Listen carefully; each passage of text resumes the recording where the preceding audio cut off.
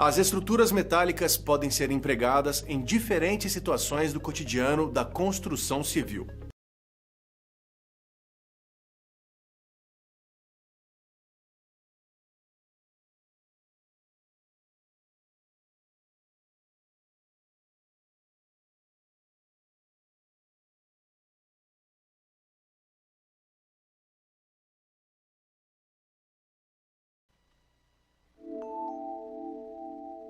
As estruturas metálicas podem ser empregadas em diferentes situações do cotidiano da construção civil. Alguns exemplos desse uso são as superestruturas para supermercados e os galpões de materiais do setor industrial. Mas além dessa variedade de aplicação, existem também muitos outros benefícios no emprego das estruturas metálicas na construção. Pensando nesses pontos, fomos investigar, com quem trabalha diariamente com isso, algumas características que envolvem um projeto em estrutura metálica. Acompanhe comigo! São muitos os desafios de quem vai elaborar um projeto em estruturas metálicas, mas para começar a trabalhar com isso, o profissional da área precisa ter atenção à especificação correta do material a ser usado e o tipo de solda a ser adotada, além de ter conhecimento físico-matemático. A primeira coisa importante quando a gente desenvolve o projeto é a especificação de materiais. Então, materiais para perfis laminados, soldados ou em chapa dobrada, e especificação dos tipos de solda a adotar. Isso do ponto de vista das especificações de projeto. Também é importante que o projeto oriente minimamente sobre a questão da proteção da estrutura. Alguma recomendação para pintura ou uma indicação de classe de corrosividade, além de conhecimento físico-matemático do material que a gente quer empregar e, atualmente, de softwares. Quando falamos em obra em aço, na hora da fabricação e montagem dos projetos, deve-se ter atenção quanto à durabilidade da estrutura metálica.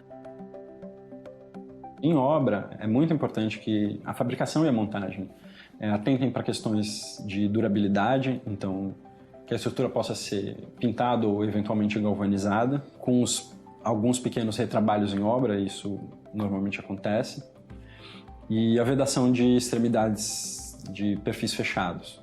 Então, durante a execução, os cuidados com durabilidade são muito importantes. Um projeto de fabricação bem detalhado e uma montagem bem programada diminui, inclusive, o uso de materiais extras. Por isso, a adequação geométrica faz toda a diferença nesse caso. O rigor geométrico com a obra, e as possibilidades de montagem minimizam demais retrabalhos de campo, porque são trabalhos. Enfim, é sempre um retrabalho, isso consome prazo e recurso, e a gente acaba aproveitando menos as possibilidades do emprego de uma estrutura ou de um sistema estrutural industrializado. Para os projetos em estruturas metálicas, o cumprimento da norma regulamentadora 8.800 da ABNT é fundamental.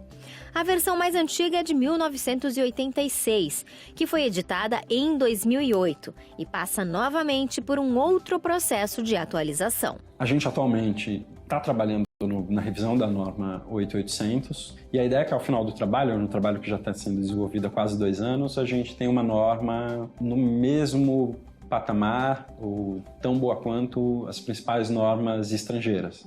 Então, uma norma que está sendo pensada e atualizada para estar acompanhando as principais normas do mundo.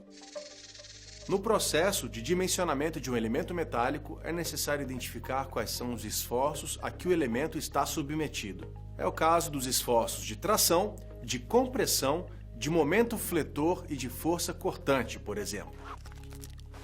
Os elementos metálicos tracionados estão geralmente presentes em treliças que funcionam como vigas de piso ou tesoura de cobertura, em barras de contraventamentos verticais e de cobertura e em tirantes ou pendurais.